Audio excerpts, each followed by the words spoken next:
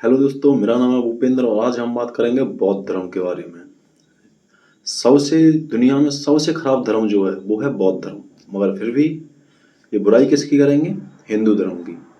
तो ऐसा ही एक बंदा है जिसका नाम है प्रशांत बौद्ध। वो हमेशा से टारगेट करता है हिंदू धर्म को, हिंदू धर्म के देवी देवता, हिंदू धर्म के मंदिर, साधु संत और बहुत सारे लोगों को तरह तरह के एजेंडों में फंसा के वो हिंदू धर्म को बदनाम करने की कोशिश करता है। ऐसे ही उसने एक किसी को, कोई भिखारी गली में घूमते हुए कोई हिंदू धर्म से जोड़कर देखकर उसने बात कही है उसके ऊपर। तो सबसे पहले आप ये वीडियो देखिए। ना दिया ना, ये गली है अम्बेडकर वादियों की। अम्बेडकर का फोटो जानो इन्हें कौन है? ना जानते? ये वो इंसान है जिन्होंने सारे भगवानों को, सारे मंदिरों को नकार दिया था। और अब जो जो इन्हें पढ़ता जाएगा, जो जो इन्हें समझता जाएगा, वो मंदिर जाना बंद कर दे, पूजना बंद कर दे, और जो पूजा उनको मानना बंद कर दे, और जो पूजवाना उनको आने जाना बंद कर दे। जो जो इनको मान रहे हैं, जो इनको समझ रहे हैं, अब वो ना दान देते, ना पंडित को बुलाते, ना कोई कांड कराते, ना मंदिर जाते, ना मंदिर में दान चढ़ाते, ना कुछ करते।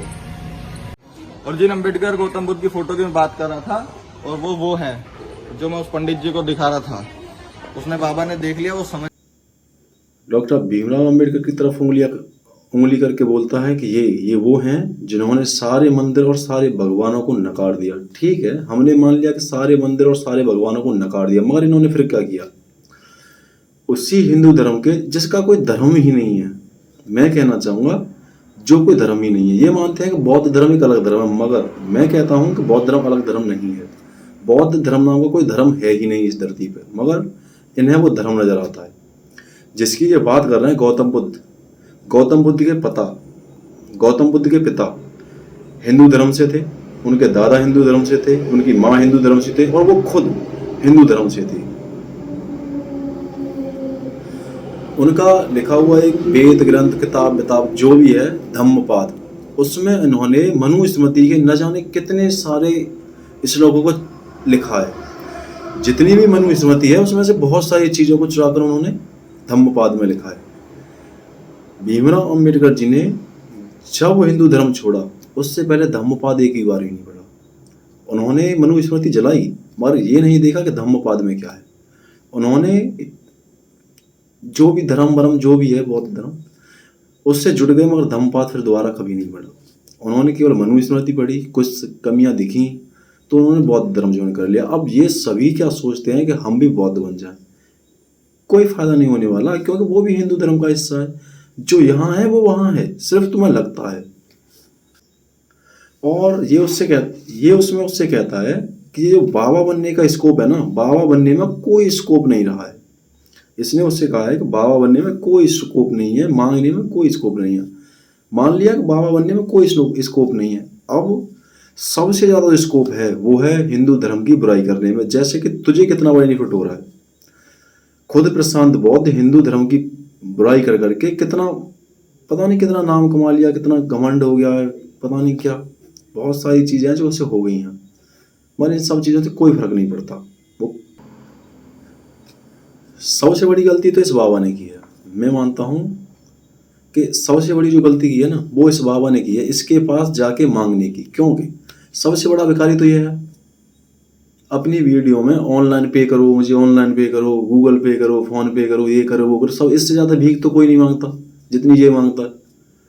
बाबा बेचारा कितनी मांग लेगा? 1000-2000 रुपये मांग लेगा। अरे उसने तो ऑनलाइन भीख मांगने सिस्टम खोल रखा है। बाबा तुझे नहीं पता? अभी इस भिखारी से तू नहीं भिड़ सकता, ये तो बहुत बड़ा भिखारी है।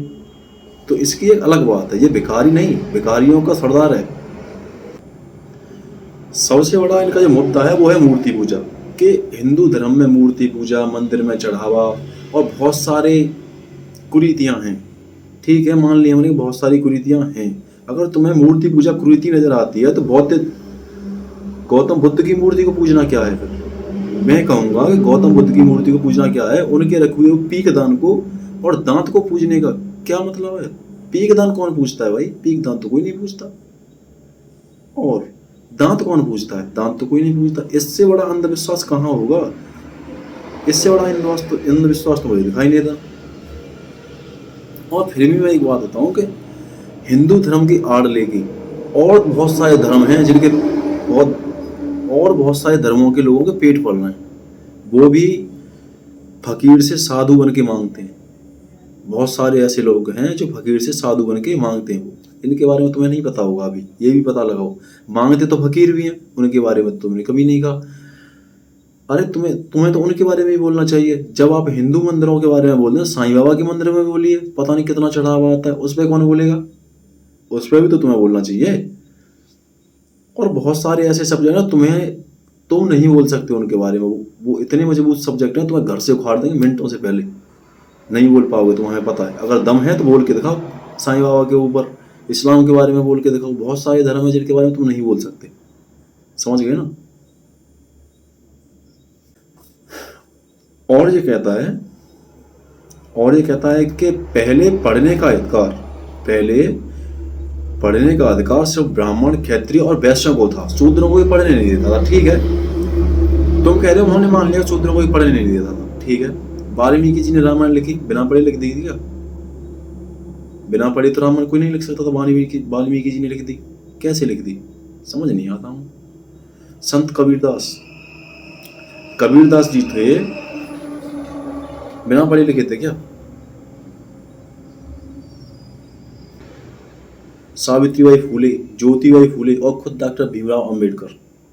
मगर जिसके मन में पढ़ने का होता है ना, वो हर हाल में और हर परिस्थिति में पढ़ लेता। वो बहाने नहीं ढूंढता कि स्वर्णिम लोगों ने पढ़ने नहीं देते थे, क्षत्रिय पढ़ने नहीं दे रहे, ब्राह्मण पढ़ने नहीं दे रहे। और सबसे बड़ा मुद्दा यह है कि ब्राह्मणों ने सारी चीजें अपने पक्ष में लिख ली। तुम क्यों नहीं लिख पाए भाई? तुम्हें किसी ने लिखने से रोका था क्या? तुम भी लिख लेते। तुम्हें लिखने से किसी ने रोका? तुम लिखते। मगर अब मैं जो कहने जा रहा हूं ना, दलितों के बारे में एक बहुत बड़ी बात है। तुम कहते हो कि छुआछूत करते हैं ब्राह्मण, क्षत्रिय और वैश्य। तुम कहते हो कि छुआछूत करते हैं। करेंगे, क्यों नहीं करेंगे? पहले के दलितों की तुम स्थिति देखते, उनकी स्थिति ये थी कि नशा कर लिया, दारू पी और नशा वशा करके खाट में पड़े पूरे दिन। उन्हें यही नहीं पता कि जिंदगी रहने कैसे है। मैं ब्राह्मण की बात करता हूँ। एक ब्राह्मण सुबह 4 बजे उठता है, पूजा पाठ करता है, अपना सब नित्य क्रिया करने के बाद नहा धो के एकदम फ्रेश होके जाता है। बगल से कोई भी XYZ दलित गुजरता है और उसकी स्थिति यह है जैसे सूअर कीच में से निकल के आता है। तो क्या उस ब्राह्मण का इतना अधिकार नहीं है कि वो उसे थोड़ा बच के निकल जाए? इतना अधिकार नहीं है उसका। अब वो बच के उससे जा रहा है तो कह रहे हैं छुआछूत कर रहा है। क्या छुआछूत है इसमें? तुम दिन रात दारू पी के पड़े रहते हो, तुम्हारी नाक आ रही है, पता नहीं क्या क्या बुरी हालत हो रही है। कौन खाएगा तुम्हारे साथ बैठ के? साफ सुथरे रहो, हम खा के दिखाएंगे किसके साथ खाना है। साफ सुथरे रहोगे, कोई किसी के साथ ही खाएगा, कोई भी किसी के साथ खाएगा। कोई छुआछूत नहीं है, कुछ नहीं है। मगर वो स्थिति अभी देखी कहाँ है? बहुत सारे लोग अब भी ऐसे हैं जिनके साथ बैठने का मन नहीं करता, खाना तो दूर की बात है, बदबू आती है बैठने में। वो स्थिति है, उन्हें भी देखो। छुआछूत यूं ही नहीं चली, बहुत सारे कारण है उस छुआछूत के। उन्हें जानने की कोशिश करो, तब पता चलेगा कि छुआछूत होती क्या है। छुआछूत करते हैं, अरे वो अलग बात है, करने का उसका मतलब होगा तब करते हैं, वैसे नहीं करते किसी के साथ। जो साफ सफाई रहते हैं उसके साथ कोई नहीं कर सकता, मैं कहता हूँ। और पढ़ने नहीं देते। अरे जब पढ़ने नहीं देते तो बिहार के मुख्यमंत्री भोला पासवान शास्त्री 3 बार वैसे ही मुख्यमंत्री रह गए, पढ़ने नहीं देते। बिहार में कितना स्वर्णिम वर्ण है? आधे से बहुत कई ज्यादा स्वर्णिम वर्ण है। मगर फिर भी वहां के 3 बार मुख्यमंत्री रहे भोला पासवान शास्त्री। कैसे रह गए? और पंजाब के अब देख लो, प्रेजेंट में पंजाब के बने हैं चरणजीत सिंह चन्नी, क्या नाम है उनका, चरणजीत सिंह चन्नी, अब भी बने हैं। कैसे बन गए वो? ऐसे थोड़ी ना बन गए। अरे बहुमत है स्वर्णिमों का, तभी तो बने हैं। अगर भेदभाव जातिवाद होता तो कैसे बन जाते? नहीं बनते। मगर तुम इसे देखो, मैं तो सीधा फंडा ये जानता हूं, बौद्ध धर्म का प्रचार प्रसार कर रहे हो, फ्री में तो कर नहीं रहोगे। फ्री में कोई कुछ भी नहीं करता और फ्री में तुम भी नहीं कर रहे होगे। हिंदू धर्म की बुराई कर रहे हो, जरूर कहीं से फंडिंग आ रही होगी। फंडिंग नहीं आ रही तो तुम्हारा पर्सनल कुछ न कुछ लालच होगा, ये तय है बात।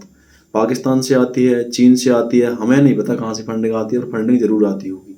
इसीलिए तुम हिंदू धर्म को बदनाम करने से कुछ नहीं होगा, क्योंकि इतना पाखंड तुम्हारे में भरा पड़ा है कि वो तुम्हारे बाप के बस का नहीं है उस पाखंड को निकालना उसमें से। इतना सारा भरा पड़ा है, पहले उस पर झांकिए, उसके बाद बात करेंगे। थैंक्स।